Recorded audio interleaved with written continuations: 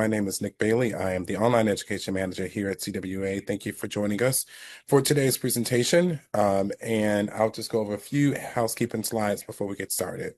We are awarding attention contact hours for today's webinar. So at the top left hand of the screen, you will see one attention check code.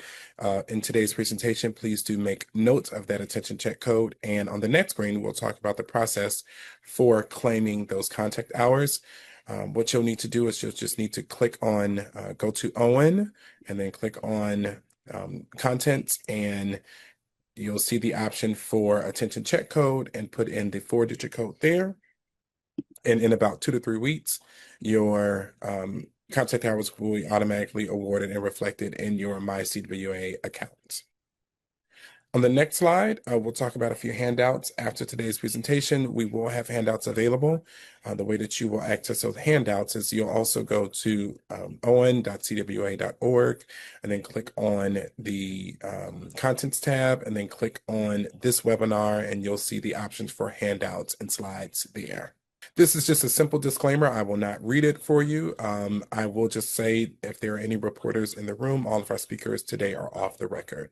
So with that being said, I'll go ahead and turn this over to Spencer Sachs, who represents CASA and its amazing partnership that we've had with CWA, and he'll introduce our speakers in today's presentation. Thanks again, Spencer. Thank you so much, Nick. Welcome in, everybody. Thank you so much for being here today. This is the third webinar in our 3-part series where we are partnering with CWEA and CDPH to talk about wastewater surveillance. Our first webinar and second webinar, the recordings are available on CWEA's website, and we will also be making them available once all the 3 are completed and out. So this webinar will be kind of more of a panel discussion between myself, we have some of the CDPH team here as well in case they need to chime in, and our great presenters who represent various agencies who have been involved and participating in wastewater surveillance. Today we're going to kind of just discuss about their participation, what brought them into the program, what they've gained from the program, and just kind of have a very open discussion. So at first, we are going to give each of our presenters the opportunity to kind of talk about their agency, talk about their participation in the program. And as we go, please feel free to use the chat and Q&A function, as Nick said, to ask questions. We have some questions that we will start with, but we would love to hear from you. So if you have any questions about wastewater surveillance, or you are looking for information from some of these great presenters on how they got their agencies to participate, kind of where they're at in the program, anything like that, please feel free to add those to the chat. But to get us kicked off, I'm going to hand it to Alicia and David with East Bay Mud to kick us off on the presentations. Hi, thanks so much. Just by way of introduction, my name's Alicia Chakrabarty, and I'm the manager of the Wastewater Environmental Services Division. And I've got David Williams, who's a senior source control inspector and has been very involved in this work. East Bay Mud is an agency serving a number of cities on the eastern part of the Bay Area. Our water customers total 1.4 million, and our wastewater customers are just about half that. Our wastewater service area encompasses kind of the area, we call it west of Hills, including the cities of Berkeley, Oakland, Alameda. You can go to the next slide. We own the giant interceptor pipes, and then these 6 cities and Stige Sanitary District own the collection system pipes. I'm going to start the story on March 10th, 2020, when I received on my desk a wastewater discharge permit to discharge wastewater from the Princess cruise ship. So just to take us back to that day, it was we didn't know what to do. We didn't know at this point if COVID was viable in wastewater. We didn't know if it was infective. The initial response from operations was, no, we don't want that wastewater. We didn't know a lot of things. All that we knew was that there were more COVID patients on that boat than we knew of anywhere else in California. So that got us really knee deep quickly in this discussion of what was in the wastewater, how to treat it, and in discussions with the CDC and others. We did end up figuring out a way to safely take it into the plant. And of course, now we know a whole lot more. But that's what got us embarked on this journey. So you can go to the next slide. And beginning in March of 2020, we took a lot of samples. We sent them to various university labs. We sent them to commercial labs. We even developed some PCR capabilities within our own lab. We did some initial comparative studies looking at different lab results for the same split sample. We were very involved, and we thought that it was, really critically important for us to give this wonderful resource that we have, raw wastewater influent, to try to help the public health crisis. Now, things have evolved since then, but for several years, what we were doing was sampling from 3 different locations that capture 3 different sewer sheds. These are the 3 sampling points on the right, and then on the left are the areas that they cover. So that it allowed us to look at the difference between levels in, say, Berkeley, the Hills, Oakland, and we did see the interesting differences, and we're able to share those.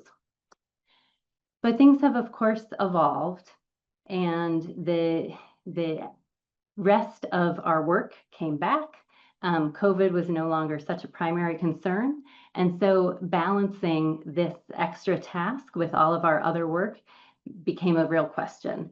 And it's not something that is written into our permit. It's not something that we are required to do by regulation. But what I think we come back to is our core mission. And a big part of our mission is the protection of public health. So even though it's not something that we're required to do, it is very much aligned with what we want to be doing. It is aligned with supporting public health. So what we've tried to do is find that balance where we can take these samples, but it's not distracting from our core work. And I'm going to hand it over to David to talk a little more about, the nitty-gritty of how we have navigated that balance. Hi, everybody. This slide here, this picture down on the right kind of says it all. We started sampling. Me and my group were in charge of setting up samplers at the 3 manhole locations Alicia spoke of. We kind of had to put up some programs on hold and be essential workers and get out there and get samples because, like Alicia said, we think it's important. And it was a little scary because we didn't know if it's viable in wastewater. We didn't know if we would get sick. And if everyone remembers at the beginning of the pandemic, you didn't know if you got COVID, how things were going to go for you. So that was the beginning. Some of the challenges in the middle were that we're kind of needing to get back to some of our core job functions and coming back into the office, balancing remote work with, taking samples or other programs. And currently, in the past couple of years, we've really had to decide how much effort we can put towards wastewater surveillance sampling because we're short-staffed right now. Seem to be a little continually short-staffed sometimes, but that's just how it goes. Some of the current challenges are shippings. Different carriers are better or worse. Holidays for shifting when an inspector can take the samples. Supplies, and I'm always continually updating the sampling SOP and training new people. So that's a challenge for me. So same with what we talked about on the previous slide. It was really labor intensive and PPE, we had plenty of PPE luckily, but there were some times when it wasn't available. Our laboratory began making hand sanitizer, which was great for us because we couldn't get it anywhere. But you can see here compositing that sample from the ISCO. It's 24 bottles, 4 samples in each bottle. So then we mix that all together and that's the sample representative of 24 hours. Also some concerns were equipment safety. So we have our 55-gallon drums that are locked that we chain to things to protect our samplers out in the wild. So then in the middle years, we were only sampling influent, but we were still doing a 24-hour composite. And in the last slide, you saw the inspector pouring all the bottles out and compositing the sample. Well, in the middle years, we just use a glass bottle and the ISCO and a hose in there, and then all the samples just go into the bottle, and then we can just pour off from that when we're done. Much easier than deploying the samples, and we didn't have to worry about equipment safety because we only had the one sampler at our influent pump station. Also, we felt a lot better about that we weren't going to get COVID from the wastewater, but we pretty much all probably had COVID by this time anyways, a couple times maybe. Currently, we're doing sampling for CDPH we're taking 3 grab samples a week. We are not doing a 24-hour composite. We don't have the staffing to be able to do that. But we rotate it through all our inspectors, and we just go take 3 grab samples Tuesday, Wednesday, Thursday, depending on the week. And shipping challenges we're working out right now. That's it. Awesome. Well, thank you so much, Alicia and David. If any of You're you welcome. have any questions, we will be doing our panel discussion after all the next 2 presentations. And with that, I have up next Anna with Valley Sanitary District. So Anna, take it away. Hi, welcome. So as mentioned, I am Annabelle. I am the Laboratory and Environmental Compliance Supervisor here at Valley Sanitary District. So Valley Sanitary District is located in the Coachella Valley. Our area, service area is 19.5 square miles and services majority of Indio, but we do have some areas in Coachella, La Quinta, and in unincorporated county. We are home to the Coachella or the Stagecoach and Coachella festivals. We treat approximately 6.2 million gallons per day, primarily secondary treatment. Our facility is rated up to 12 million gallons, and we discharge to the stormwater channel, which eventually makes itself as freshwater replenishment for the Salton Sea. And then just to give an idea of how much pipeline we have, if we were to stretch it from our area, it would go all the way to Phoenix, Arizona. Our population is about 91,000 in our service area, and it's mostly residential.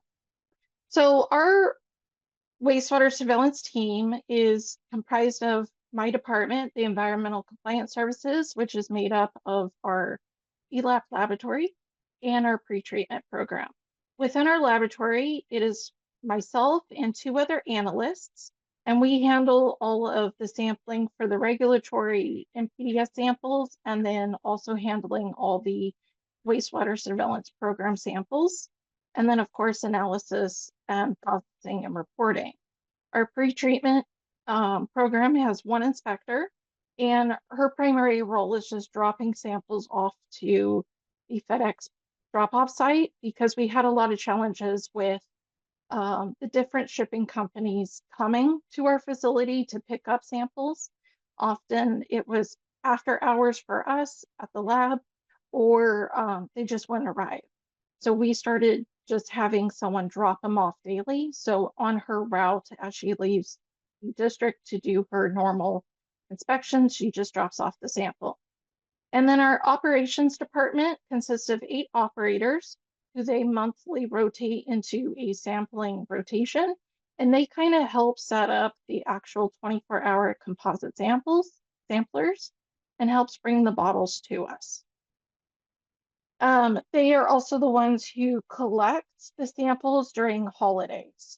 We don't do any collection on the weekends. Next slide. So our program really started in 2021. Our general manager at the time was real invested in public health and what was going on with the COVID situation, and had heard about another agency that was participating in the wastewater surveillance program. And so she was really trying to find ways for us to get involved also.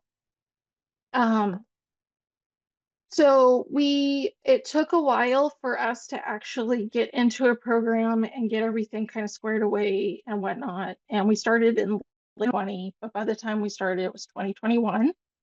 And we have been in programs since then. So the next couple of slides are just highlights of the different programs we've been in. Since then, a lot of them have been pathogens, but at some points we've also transitioned to high-risk substances.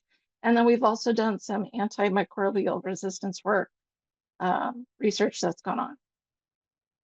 And so currently we do tests for, we've participated in 9 different programs since 2021 across 6 different contract labs, where we've monitored approximately 21 pathogens and 25 high-risk substances and 4 antimicrobial resistance things and so forth. Some noteworthy items for us is during some of the big topic areas, we were showcased on some of our local news stations as our constituents were concerned about what was going on and were interested. We also participated in some interviews and some workshops as panelists for the discussions for smaller agencies and utilities. So these are just some examples of the different trends that we have demonstrated over the year in monthly and weekly newsletters to our constituents. We post ours on our agency website and at our local board of directors meetings. And that's it for us. Awesome. Thank you so much, Anna. And we will round out our panelist introductions with Felix and Tim with SFPUC. Thanks. Good afternoon. My name is Tim Paez with SFPUC. I currently am a green infrastructure inspector for our agency with the Urban Watershed Planning Group, but I worked with Felix alongside him and our field monitoring folks in the early days of COVID to coordinate and to launch our surveillance monitoring. Just to offer here a brief overview of our system and some notes on the early part of the program. Essentially, San Francisco is a provide, our utility commission, Public Utility Commission, provides water, power, sewer services to our over 800,000 residents in the city of San Francisco, as well as Treasure Island. We do have a combined sewer system, which I think is pretty unique. Certainly, the only one on the coast. Maybe several other cities. I think older, wastewater utilities will have a combined system. And the main distinction here is that we're capturing and treating both our stormwater and our sanitary sewage. And so there were some unique challenges in our monitoring program regarding that.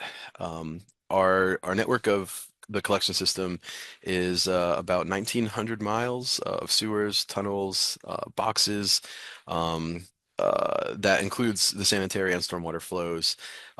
We operate 3 distinct treatment plants in the city, including on Treasure Island, and 1 wet weather facility that helps support treatment up to secondary level treatment during wet weather. And in addition to that, our agency maintains and manages several hundred green infrastructure assets, sewer mains and laterals. I think it's over 25,000 catch basins, all with the aim of protecting public health and the environment. I think regarding our wastewater surveillance efforts, of course, that began in early 2020. The PUC initially was approached by some external partners at Stanford, Berkeley, and of course our local Department of Public Health to try to I guess understand our capability at that time to monitor for potential pathogens in the wastewater stream that had not been part of our program historically. As most of you are probably familiar with, regulatory drivers and immediate operational drivers tend to be the primary movers and shakers for our projects and particularly for our monitoring efforts. This, in the context of COVID, came about as an emergency or in the framework of an emergency situation where a lot of our staff had been redeployed to support cities' emergency operations. We ran into some similar challenges that other folks have described here in launching their surveillance monitoring. as far as like limited staffing, limited resources, obviously a lot of unknowns in the context of this new pathogen. And so we started, pretty small, launched like an early phase in San Francisco where we were monitoring some of our larger sections of the city, some of our not quite, at the level of our sewer sheds, but east side, west side of the city to just develop an initial baseline of data. And we also participated with the university partners, as well as the Department of Public Health, in a control site study in the early phase to help, as I understand it, our research partners. In developing or refining their sampling or analysis methodologies in order to be able to translate, um, what constituents they were testing for in the wastewater and translating that to like number of infected, people or individuals.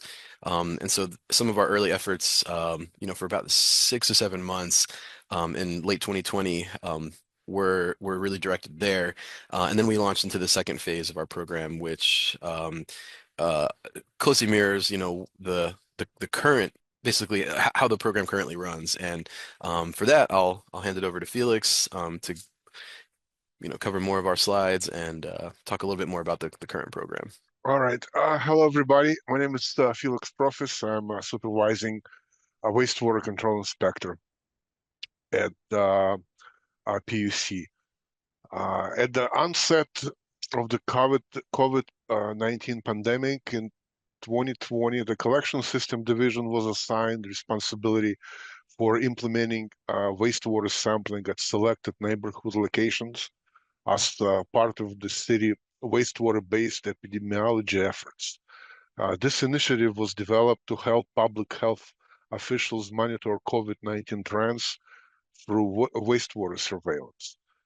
Site ID and selection were led by the engineering team who conducted upstream flow tracing to determine which locations would provide the most representative data for their respective neighborhoods. At the time, the city already had several trunk lines in place.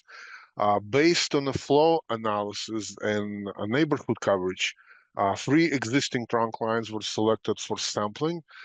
In addition to this, 3 new sites were identified to ensure adequate geographic and demographic representation across the city, resulting in a total of 6 neighborhood sampling sites, along with sampling performed at Southeast Plant, raw inflow.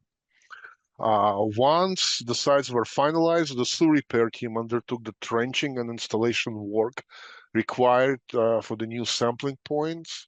The trenches were constructed with strict safety considerations in mind to prevent worker injuries and to ensure full compliance with safety regulations and city construction standards. Proper trenching, a proper trench shoring, access, and work zone protection. Yeah, we can go to the next slide.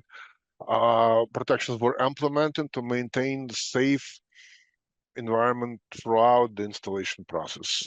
After all infrastructure was installed and confirmed to be safe and operational, routine wastewater sampling began at each neighborhood site, as well as Southeast Plant.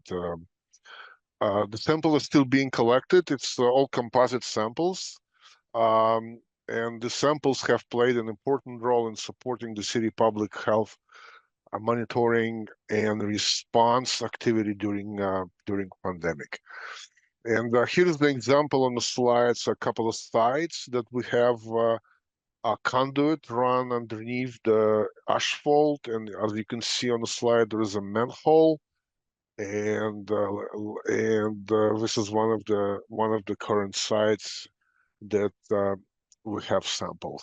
And this is another site. The manhole is right there, and here's the box where the ISCO sampler is right now. Awesome. Fantastic.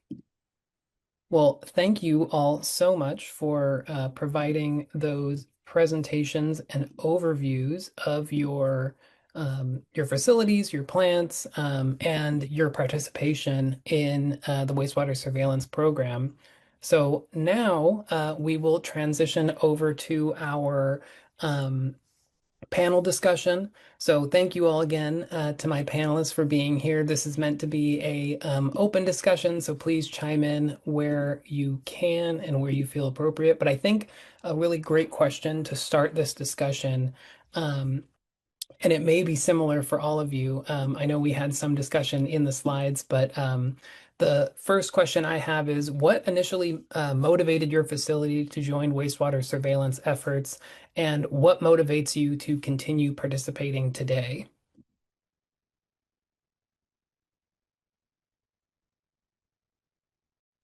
And I'll call on somebody. Kind of open question here, or It's an should I open, jump in? all of these are open questions, so please jump on in. Great. I'll get started.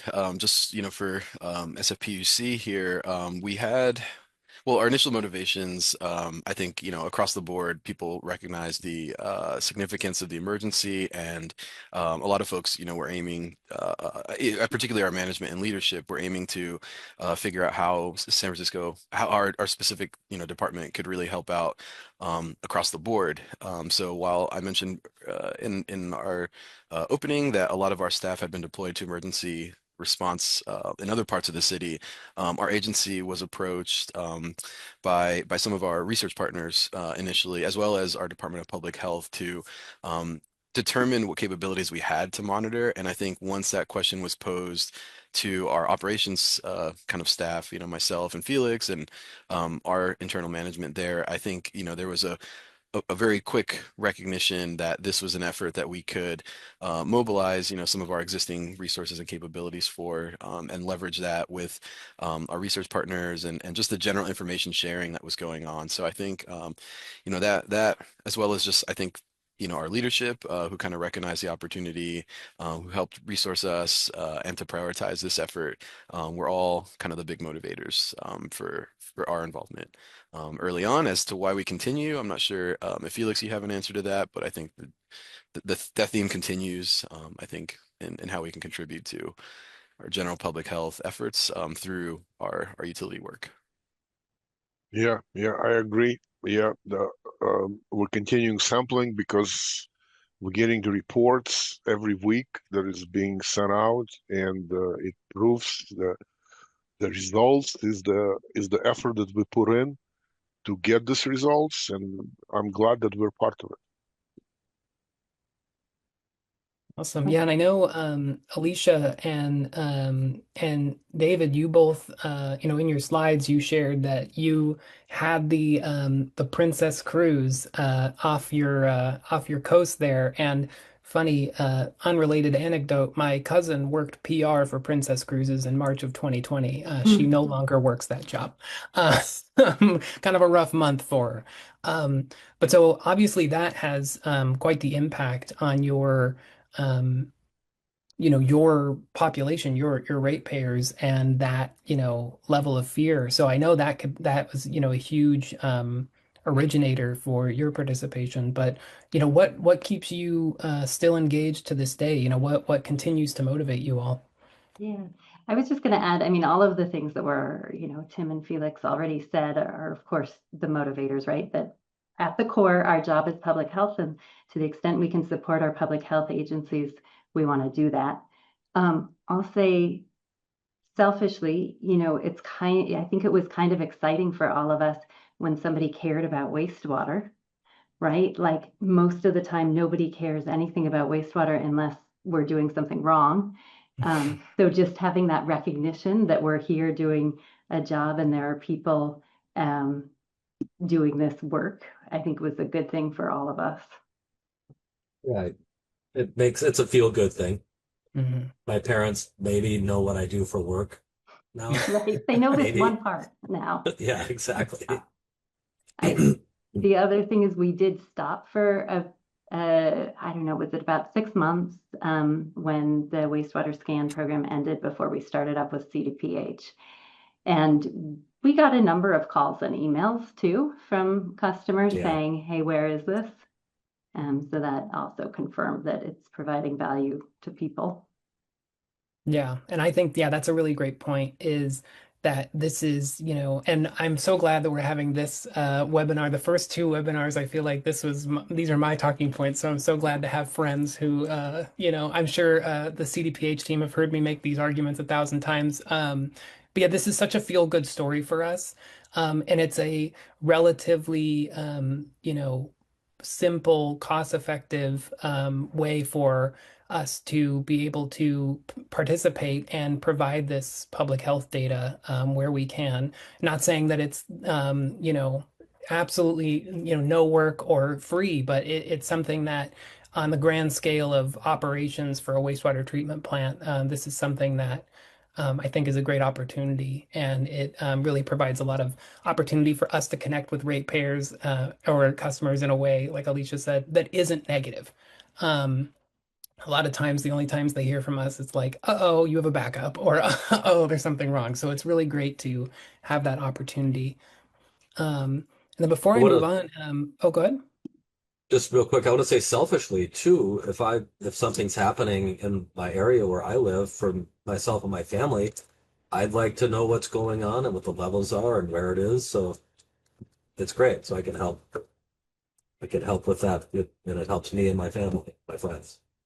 Yeah, I completely agree with that point too. The with what's been going on with the discussion of the hantavirus, I do feel as if having this added level of knowledge and understanding of infectious pathogens and how they, transmit and all this stuff, it does provide you a little bit of extra peace of mind knowing like, okay, I'm not completely blind like we were in February, March of 2020, where we truly had no idea what was going on. So I think that's a great observation. And before we move on, Anna, do you have anything you want to add on to this question? Our story is pretty similar. We're actually one of the larger cities in our valley area. Our valley is made up of like 10, 11 different cities.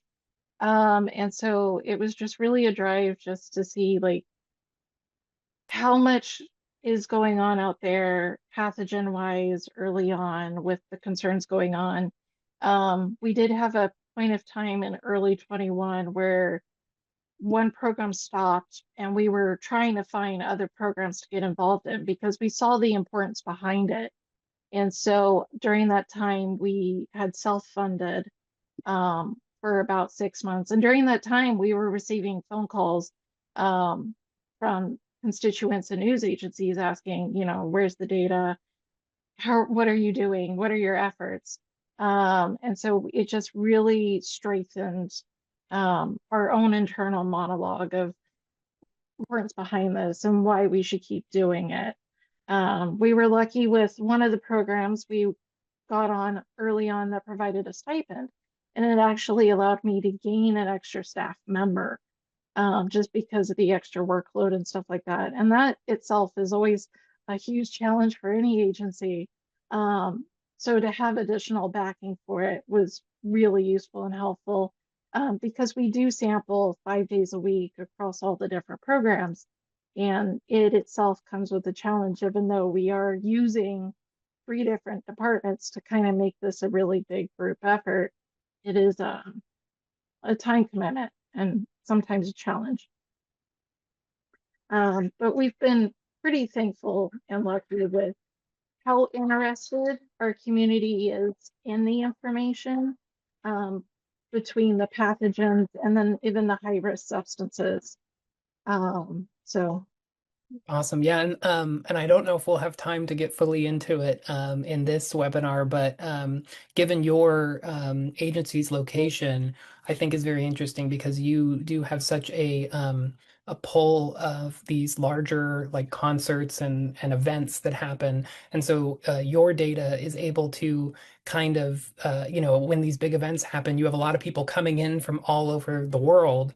And so I think that's a really interesting kind of data point to add to the overall, statewide calculus of, what is happening with all these different pathogens. And transitioning, I do see that there are a few questions that we've received in the chat.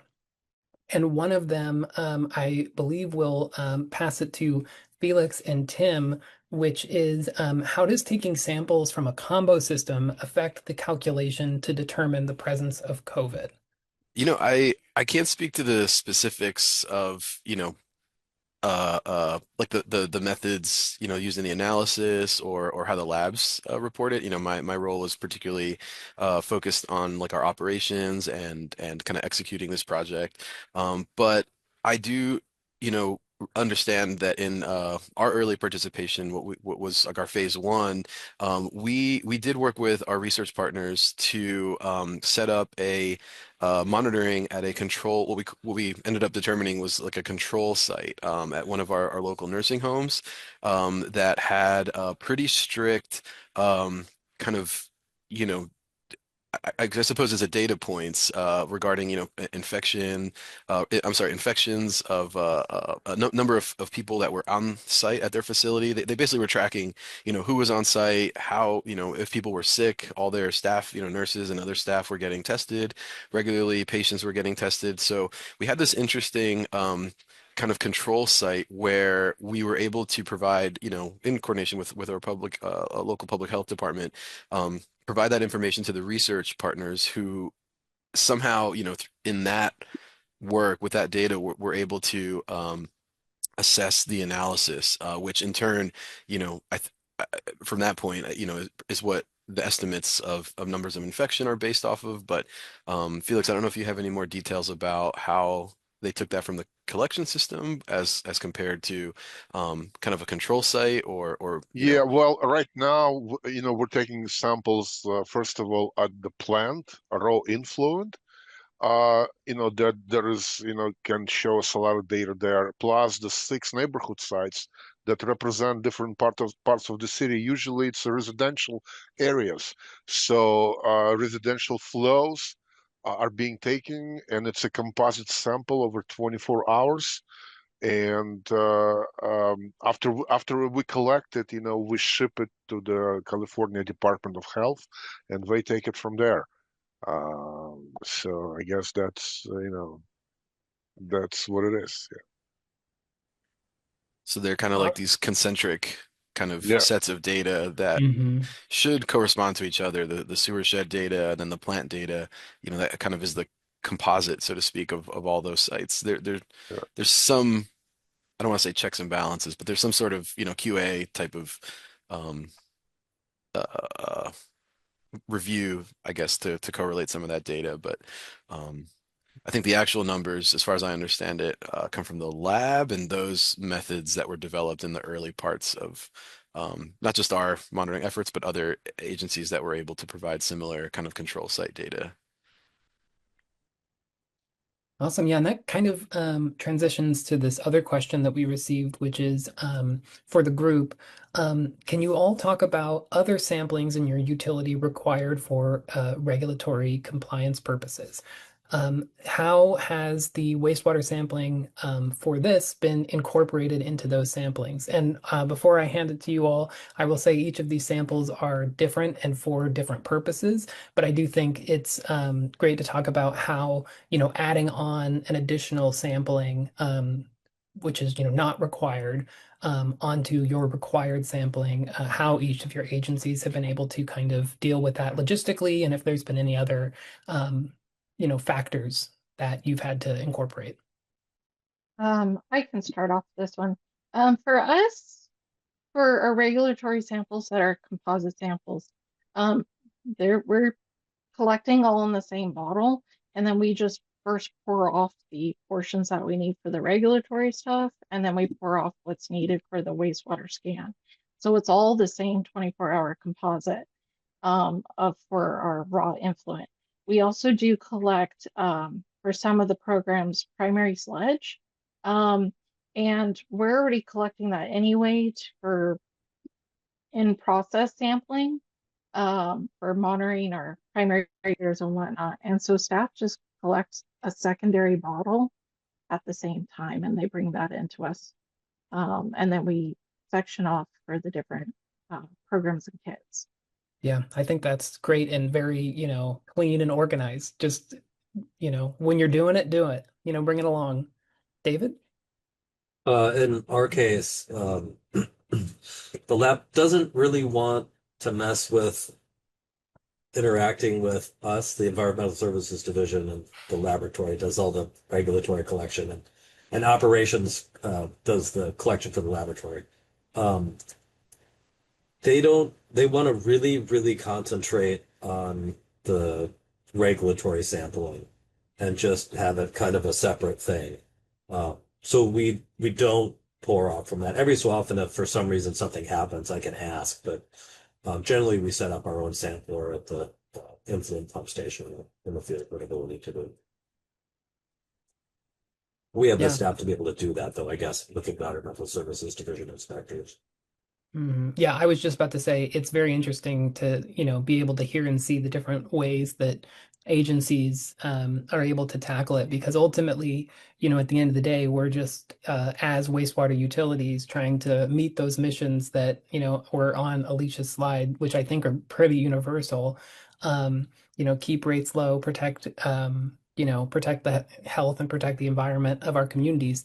And so sometimes it's just, how you get the work done. Um, and so I don't know if Tim or Felix, if either one of you had anything you wanted to add for Yeah, this question. I can add, we are juggling. We dedicated a team of technicians, to service those 6 sites. Plus, we're picking up samples at Southeast because we have to deliver it to the lab. And so we're in addition to our regulatory stuff, we're doing this COVID sites because I think it's very important to get that data into the system to know exactly what's in the waste stream because right now the technology is going ahead and we're able to see from analysis what kind of viruses are in the waste stream. So it's just a matter of just working it through. What are you going to do? Sometimes when it's raining, because we have a combined system, when it rains, when it overflows, we have to completely dedicate to this regulatory stuff. So we might, we like during rain season, we stop COVID sampling for a few days because of heavy rains. But otherwise, we're always there and trying to get those samples in the lab on time. I think just to piggyback on that, what Felix said, I think there's a couple key components to our particularly our early efforts, and again that's where most of my experience was. I know Felix is kind of running the program now, but during COVID I was a lot more hands-on with our field group, and I think that there's a combination of the staff that's available. I think recognizing like incorporating them, including them, being transparent about what projects come through, what what their roles are going to be. I think from the start that really facilitates some of that buy-in, especially in the early part of the pandemic when there were so many unknowns, there were so many restrictions.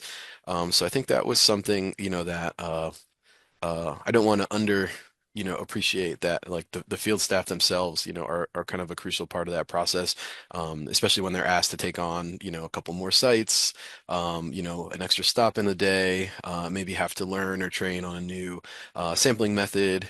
So I think that was something that we from very early on, whether it was because, there was some remote work going on or folks were being assigned to other emergency response locations, once we kind of we're bringing folks back to staff this effort up.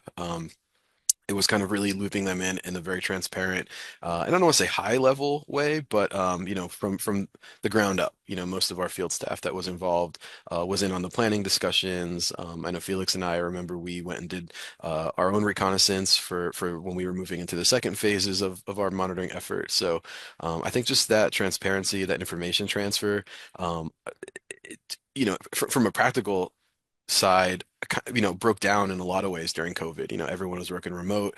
Folks that were Mhm. maybe not always in the same meetings, whether it was operations staff and management, were now in the same room, so to speak. And so I think that really helped us uh, kind of operationally to loop people in, to kind of mobilize as quickly as we did, to get the feedback we needed from the early program design, from operations folks up to our kind of senior management. So I don't want to underappreciate the role that our people play and that transparency that really, I think, came about as a result of COVID that maybe wasn't part of our internal culture as much as it was, before then.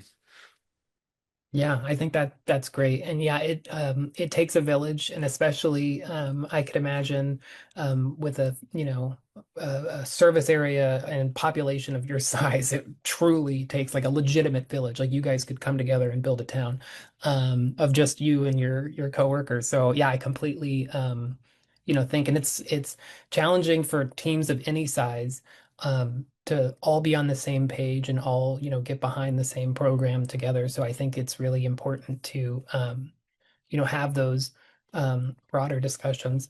And so this kind of transitions into a question that we had put together beforehand that I think a lot of you have addressed. But I want to ask it in case there's anything that you haven't mentioned. I know some of you said that, sometimes you'll have on the holidays, different teams do the sampling, or if you're having shipping issues, you have someone on your team take the sample directly to the shipping location. But are there any other creative strategies, tools, or workflow adaptations that you have implemented to sustain wastewater sampling over time? All of you have been participating in this program for a very long time now, and so you're all kind of the our elder statesmen of the wastewater surveillance program. So, is there any kind of tips or tricks that you can provide for how best to sustain this for this long, and what you've kind of had to do to get to this point? I want to add those conduits that was built from the sidewalk to the manholes are really, safety-wise, really great because then we don't have to open the manhole every time we get the sample because we can service the sampler on the side. So that is a very, I'd say, innovative thing to do, and our sewer repair team were able to accomplish that perfectly. Those conduits are great. We put a suction line, through that conduit right into the manhole, and we don't have to open the manholes every day. So from safety point of view, that was really a good accomplishment. Yeah, I'll add to that too that particular kind of component of our program early on was initially a big question in our department. Obviously, at that time, this was maybe early 2021, Felix. I kind of forget a little bit now when we moved into that phase, but we had to make the case, from both the field side, the safety component was first and foremost, but we had to kind of make the case, up to management in the context of this project. We did have a couple. I call them like maybe champions, internally for this effort as well. We had, a couple folks that were kind of coordinating, myself and Felix included, but who kind of really had to be on the same page about making the case to invest in those conduits. I mean, now they are essential. We tied them, they're tied into trunk lines. We were able to make the case that there could be future, and now it's panned out, that there has been a great use, for these to continue, not just this program, but other surveillance monitoring efforts. But that was something that we really had to like strategize around, build the case for.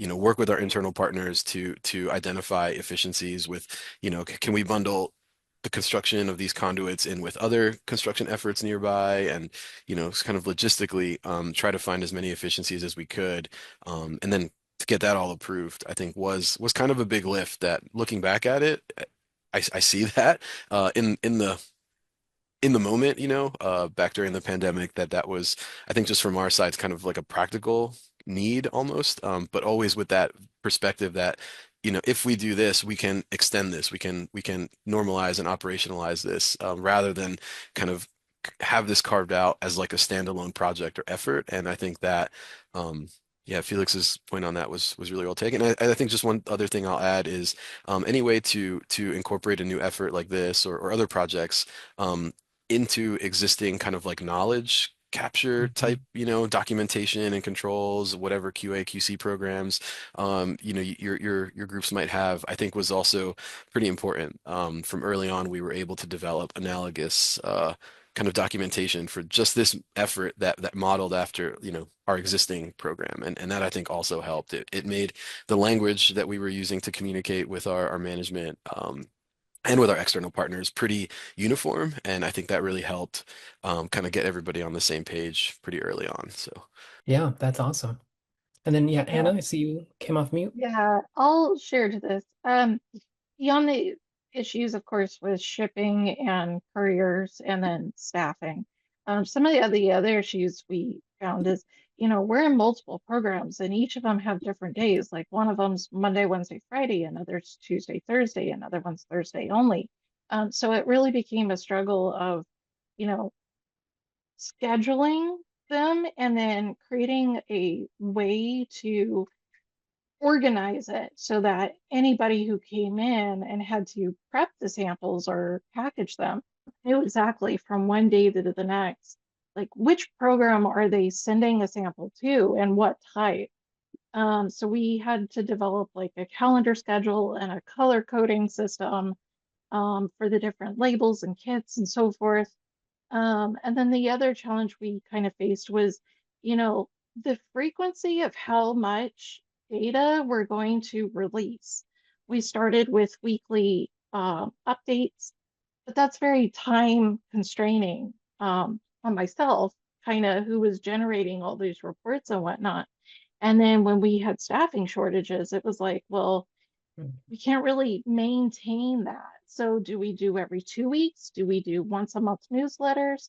Like we had to really decide like how much information was too much, how much was enough, and then the frequency behind it so that we knew that people were getting the information they wanted and needed in the timely manner that it was to them, but at the same time not overburdening our own schedules because Yeah, we and I still think have work to do outside that, right? exactly. Yeah, I think that is a a common, very, very common thing is, trying to find that balance between staff time and all these different programs that, us at utilities have to work on. Well, I see we have 5 minutes left. So I want to end it on a kind of a fun question. I have brought this question up in nearly every one of these webinars. Um, do you have a unique or beneficial story of how wastewater surveillance has impacted your facility or your, local community? So, if there was ever any, there was this data that you were able to provide that your local public health department was able to act on, if there's any of those kind of stories, I always love to hear them. I think that it's great for other agencies to hear what's happening and how this data is being used beneficially. So I will pass it off to any of you that have kind of a fun or beneficial story you'd like to share. One of the early programs we were back in 2024 and then are back in again now is the high risk drug substances. And we were able to work with the partner to kind of target some of our sampling events, some of our bigger events, like Stagecoach and Coachella Fest. And it was really interesting to see the original baseline of Valley concentrations and then what came in with the festers, because we easily gain 100 to 150,000 new people into the valley. And granted, we're just capturing a small section of who's using our restaurants and facilities and whatnot, and short-term home rentals and whatnot that contribute to just our service area. It was really interesting to see like which drugs were the fun drugs of the year, and how it's from year to year. So like the first year, like cocaine was like the big fun drug. And then this year, like we saw a high rise in like ketamine and stuff like that. And then we've also seen with some of the stuff, like there were concerns recently about the measles and the mpox and stuff like that as they occur, because we do have such an influx of people that are health and public health departments and us were kind of things that we were really monitoring closely, just because you never want the news to hit with like outbreak topics and certain narratives. It's been kind of a fun thing during our tourism seasons. Yeah, that's great. Yeah, and I know East Bay Mud also gets a good amount of tourism and obviously San Francisco as well. But yeah, just having that like here's 2 weekends where everybody's coming to your area is so so interesting. Well, Alicia and David or Tim and Felix, do you have any story to close us out? Yeah, I'll just add one real quick. It's not maybe as interesting or exciting as Anna's down in India there, but just from like a practical kind of cooperative interdepartmental cooperation perspective, I understand, and again, I'd have to like look up exactly like where this call was made or who was in the room, but my understanding is that some of our data, or particularly our earlier data, before the program kind of evolved to the wastewater scan that it is now, when our Department of Public Health, the SF, Department of Public Health was winding down our COVID testing and vaccination sites. My understanding is that some of this data, as far as like our sewer shed data, was used to help identify what sites to start closing down, how to which ones to prioritize maintaining and which ones to so from like a operational perspective, it seemed like there was some utility even in that kind of demobilization of our emergency response effort, to use this data. But yeah, that's the only one I can think of off the top of my head. Yeah, no, that's great. Yeah, I think it's always interesting because, just how these diseases fluctuate and the difference, you'll have an area that's plateauing 1 month, raising the other, and then completely down. And so I think being able to have that like very specific data of like not just a statewide, but like looking at the individual neighborhoods and facilities that you might have, or if you have okay, we kind of have this pop-up vaccination clinic. Well, it's not, we did a good job here. You can almost get your stamp of we did it. We have the numbers, we're here, we set this facility up, and then it dropped. And so that's a direct beneficial story of just how, this data can be used to inform public health decisions. And then I know we're close to the end. Alicia or David, you have anything you want to add on? I guess I can just share a quick story. We're somewhat divorced from the actual use of the data. We try to stay in our lane of sampling at this point. But I do know we work very closely with UC Berkeley and help them set up some sampling within within the campus.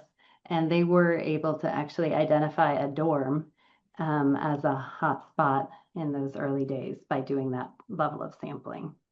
That's pretty cool. I love that. I feel bad for whatever Very student was useful, patient zero. but better to know. Yes, for sure. Well, I with that we are at 2. So let me just take this opportunity to thank our panelists for being here. This was a fantastic discussion. Really appreciate your time. Thank you to CDPH for all of their work on the program as a whole and for partnering with us to put these webinars on. And of course, thank you to CWEA for their partnership and for offering these training hours for you all. So like I said before, this was the third part in a 3-part series of these webinars. They are available on CWA's website. We will also be making them available if you'd like to catch up. But again, thank you all so much for being here and hope you all have a fantastic rest of your day.